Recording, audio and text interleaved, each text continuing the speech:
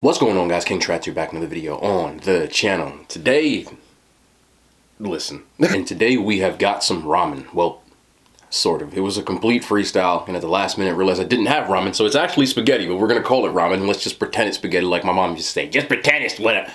So, just pretend it's spaghetti. Let me walk you through the process. This was super, super easy. First thing I did, I got some pork tenderloin that I had already, which was the Tuscan herb, I believe. It comes in the package. All I did was rub it down with a little bit more garlic and soy sauce, and then I put it in the air fryer for about 35 minutes at 350 degrees, just to let that cook through. Once we let that rest, we chopped it and had it ready to go. And then at the same time, I also had some of the birria. Yes, this is actually birria ramen, technically speaking. I saved my birria a while ago, and I froze it in batches about a month ago. And I have it in the freezer in case I wanted to do something with it. So what I did was I let it thaw out in the fridge overnight, and then I reconstituted it by just putting it into a pot and boiling it. This way I didn't have to waste all those time with those extra steps because I wanted a quick meal. Same time, had my broccoli and my carrots already, their steam bag, ready to go. Then at the last minute, instead of hard boiling, I decided to get the bright idea to poach some eggs. So we have 4 poached eggs on top. All I did was when I cooked the spaghetti, I seasoned it up just with fried rice seasoning when it was all said and done. Laid that in my bowl. Then, of course, I laid everything else on top. So you got the carrots, we got the broccoli, we have the pork tenderloin laid over here.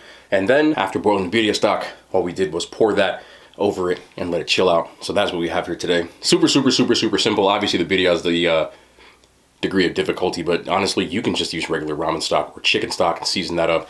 But this is one of my favorite meals. I love ramen, and I also have this thing here because I've been dying to use this thing, so we're gonna today. Got my commemorative big sriracha bottle, which comes with commemorative sriracha stuff on the inside, as well as sriracha chopsticks. We'll see how well that works. What else we got in here? And a bottle of sriracha. I don't know. It looked cool, so I bought it. I mean, how can you not want a big old sriracha bottle, right? We're gonna let it off the side because this thing is just towering over me right now. And we're gonna get a little sriracha going on here. I think I didn't yet, because this is fresh. I didn't. There we go. Why did I just make a fart sound? It's been a long day. Oh, all right, we're just gonna lay some sriracha right on the top like this. Right on the top like this. There you have it. Y'all want some? Y'all can't really see the stock, but I had it in a picture up front. But it is in there, I swear. I didn't want to go too crazy pouring it over the top because, you know, I'm clumsy and I don't want to spill hot broth on me. Like, that is just like, you know, even if you know, you know. I don't want no Al Green. Did I just really reference? He's a legend. No matter. Okay. Let's see if these sriracha chops, these chopsticks are ass. They come like, they're like the easy chopsticks with a little chicken. Can I? Yeah, get the hell off here. How is this? I hate plastic chopsticks like this, bro. Where are my wood joints? I can't. Nope. In case of emergency. Look, y'all like these like cute chopsticks. I like the struggle ones. The ones you get, look, pick them right up. Or not. There we go. Let's get a little. Here we go, right here.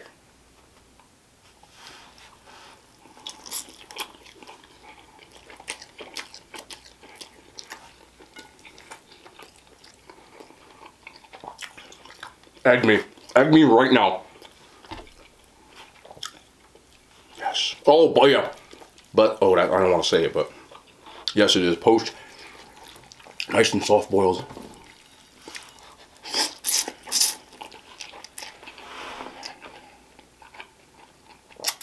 There's easily sriracha sauce as well as broth on my chin. And we don't care today. I'm here to tell you. Once you start eating it, it ain't pretty no more.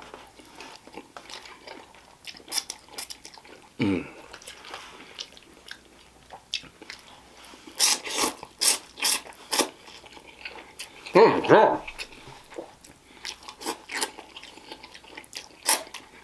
Look at me, listen. Sometimes people in the comments ask for like ASMR videos. And I'm gonna level with you. I absolutely hate the sound of myself chewing. And I noticed I've seen that a lot of people do ASMR wear headphones.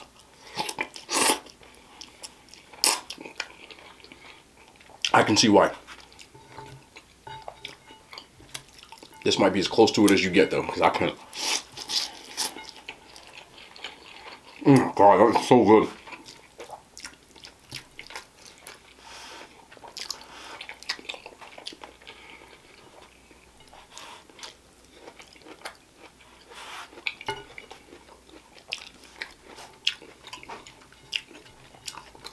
If I was really like not freestyling, I probably would have had some bok choy.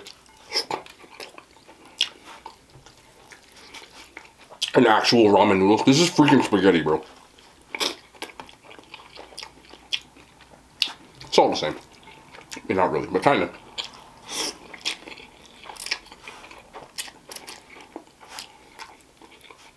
For the first time in my life,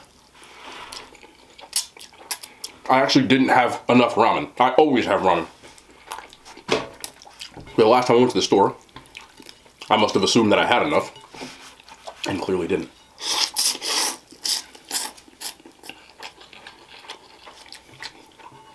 That is fantastic. Oh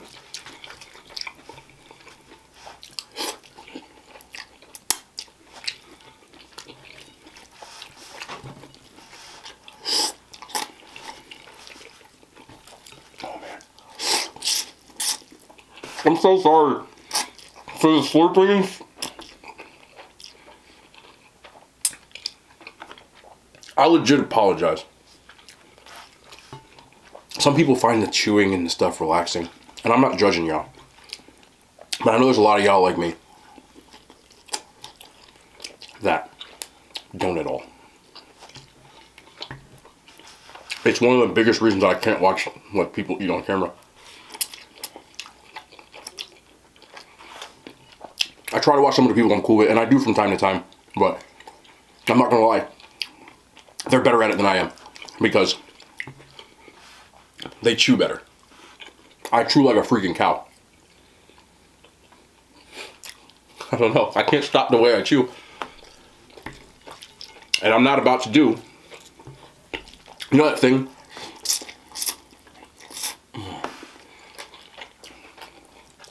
You know the thing that people that are trying to be polite do when they eat their food and they're in front of people and they go like this? I never understood that.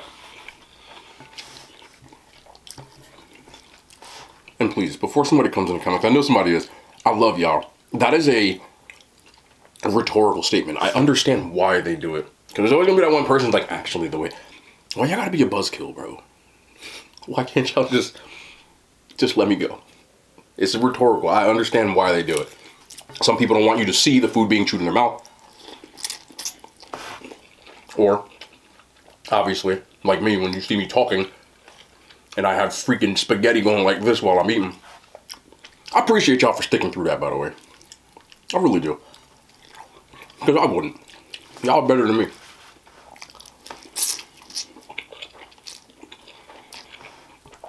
There is always a couple of Debbie Downers, and they're like, close your mouth when you eat. Listen. No. Can't do it, boss. But I get it.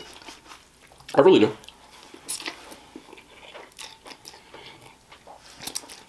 Sometimes people really like to get at me, right? And they're like, didn't your parents ever teach you some manners? If I was at a cotillion in a luncheon, right? I wouldn't eat like this. Number one, I wouldn't be smacking incessantly and talking. But for the sake of my videos,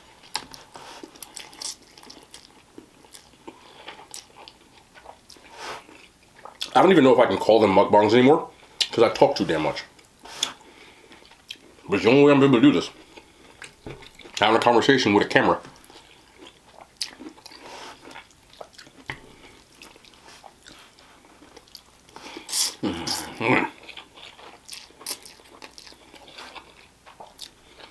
Do you think that when I go out to eat, rarely, but I do sometimes, and I'm at dinner, do you think I'm sitting there going, what's going on, guys?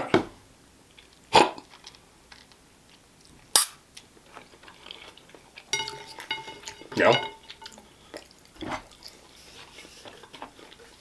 Full stack.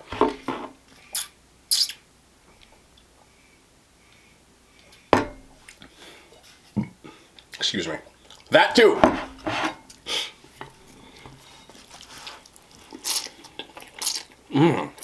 This is so good though.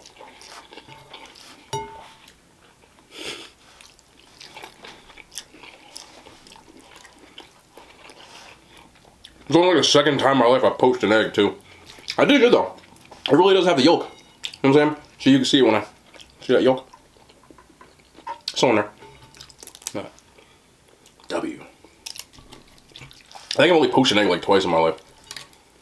I think I can start doing it more. After I made that that eggs in purgatory thing last week, which is literally poaching an egg in like a tomato sauce. You know, I realized that I never poach eggs anymore. So you know, I'm gonna do this. I know it's gonna make ramen sometime this week. So why not? Also, as a disclaimer, in that eggs in purgatory video, there were some people that were telling me it's Shakshouka.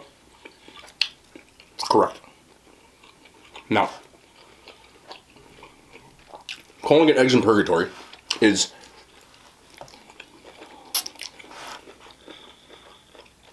actually a thing. If you check on Google, whatever search engine you want to, you will see, if you look up Shakshouka, it's regional variations. So, eggs in purgatory obviously was derived from Shakshouka. There's a minimal difference. It's cooked a little more and spiced a little more with Italian stuff, as opposed to the other spices you'll see in Mediterranean. I know it's kind of a point of contention, but supposedly it started in like Saharan Africa, like Morocco, Tunisia, Libya, that area, and brought to Israel by immigrants who went there. And Shakshouka kind of became a very popular thing in the 90s, actually.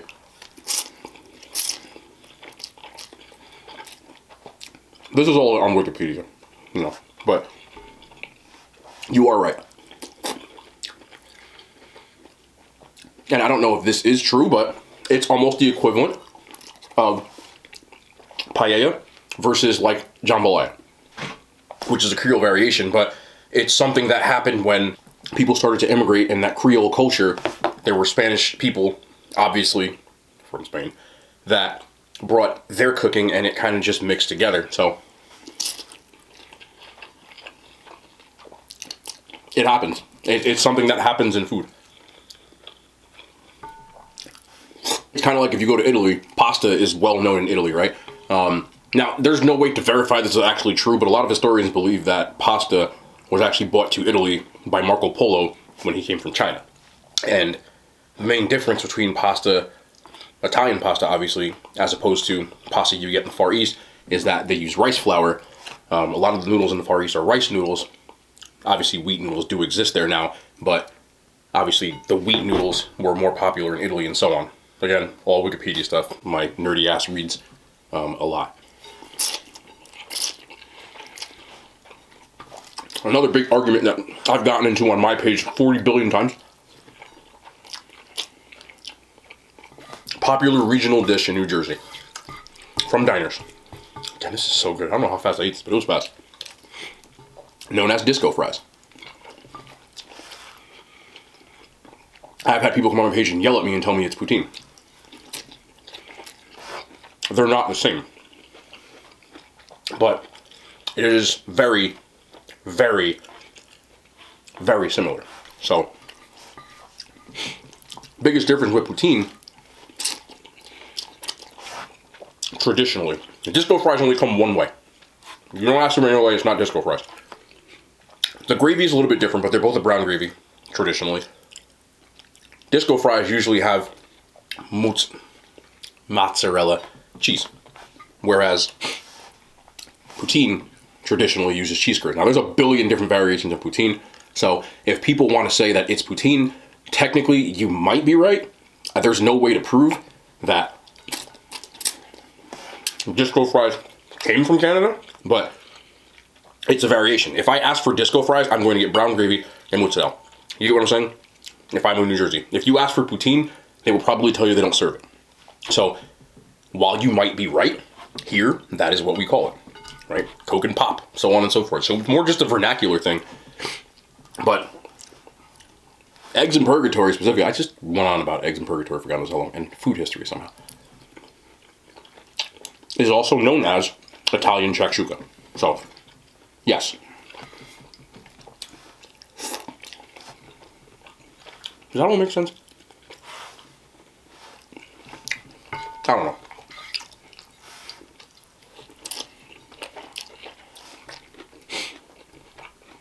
I forgot how spicy this broth is, and I'm starting to clear the sinuses a little bit.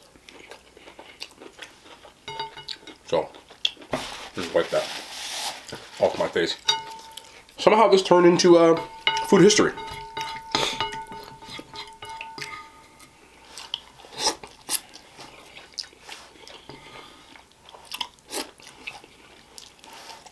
Something I found interesting, I have like some family in Germany or whatever, and I was talking to them on the internet a little while ago, and they were talking about how their favorite food was doner kebab. If you don't know what it is, it's Turkish. Very popular. And for those who don't know, and I kind of was like, wait a minute. And then I thought about it because, well, for one, German food, it's not the most flavorful. Some of it is, but as a person who's eaten it in their life, I'm like, yeah, not so much. I like it, but you gotta be really, I'm not, whatever. But there are a lot of Turkish people in Germany. After World War II, a lot of Turkish people immigrated to Germany, and they have changed the face of German food forever. There are a lot of Turkish food places in Germany, and a lot of Turkish people, especially around the major cities. Berlin to be is one prime example, but what am I doing right now? Yes, I'm picking little pieces because I'm that ridiculous. I apologize. So, it's just another example, and that's why I've always liked food so much, you know.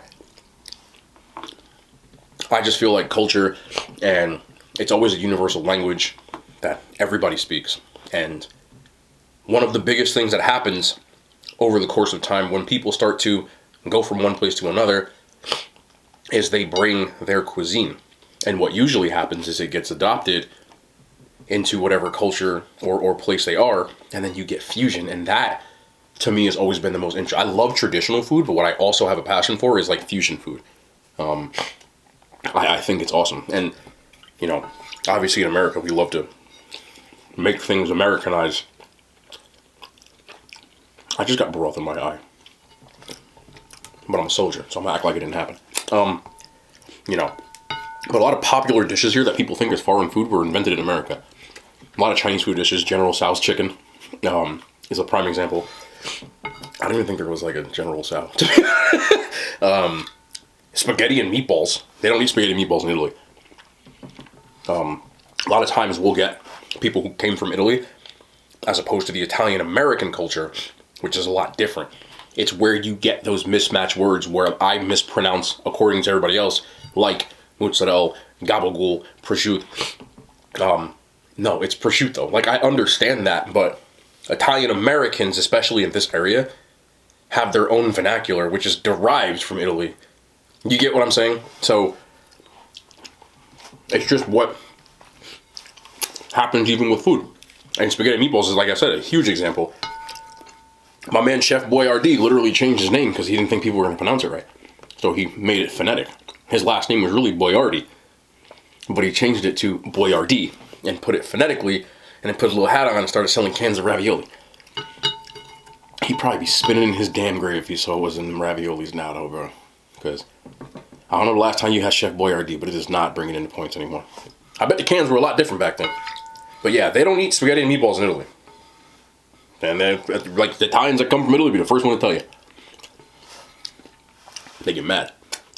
I'm not even joking. It has happened where I've had some of my Sicilian friends, and they brought people, came over for holidays and things, and they look at us. I say us. I'm over there for dinner. And they look at us, and they're like, that is not the pasta. they really get like, which I understand. So, you know, cultures tend to get upset at tradition and food when it gets changed, when it gets fused, and I understand that.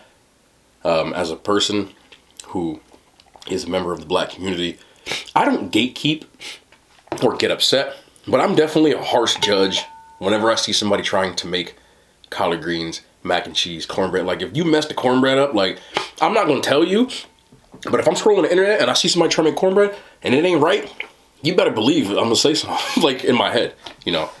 And if my mom was an internet type of person, I probably would have stitched her in a couple of TikToks by now, because I've shown her videos where I'm like, Mom, look at this mac and cheese. And she like, my whole family does it, you know? So I definitely get it. But at the end of the day, if you try to make some collard greens, I'll give you a shout out, because I respect that. Try different stuff. Try different cultures, man. Just, you know, if you really want some good stuff, you gotta let them cook. You let the real people. Y'all understand what I'm saying. Anyway, you have no idea. I'm not gonna, because it's hot, and I know what'll happen if I drink this whole thing of hot, spicy broth. I'll be on a spicy toilet, spicy tomorrow, and nobody cares about that stuff. But anyway, that's gonna be the end of the video, man. That was a real quick video, which is good. Low-key meal. Not a lot of calories for me today, thank goodness, because I've been doing the pizza stuff. You guys are enjoying the pizza stuff, and I'm enjoying doing it, so we're full send. It's gonna get real spicy, because there's only 2 more safe bets out of like the 15 to 20 pizza places in my hometown. But it's gonna be a blast, and just buckle up. Anyway, it's gonna be the end of the video. We'll be back tomorrow, kitchen again, more content. I love y'all. The hand signs, they made it to YouTube.